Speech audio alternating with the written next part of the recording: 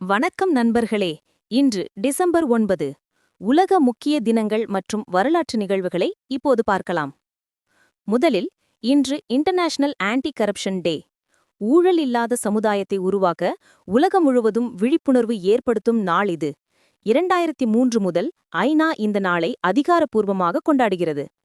அடுத்தது international day of வெட்டரினரி medicine. விலங்குகளின் ஆரோக்கியம், பாதுகாப்பு, மருத்துவ சேவைகளை முன்னெடுத்து வரும் வெட்டரினரி டாக்டர்கள் அனைவருக்கும் நன்றி சொல்லும் நாள். இன்று வேர்ல்ட் டெக்னோ டே கூட.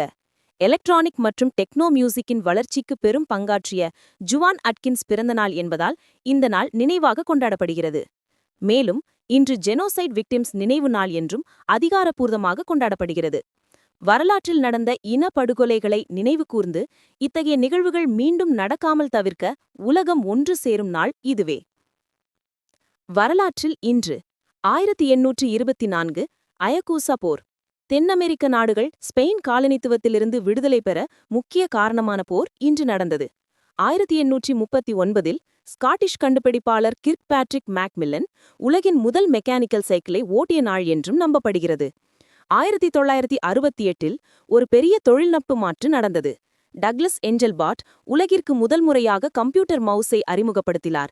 இது கணினி உலகையே மாற்றியமைத்த கண்டுபிடிப்பு. 2003 UN கன்வென்ஷன் அகெயின்ஸ்ட் கரப்ஷன் கையெழுத்திடப்பட்டது.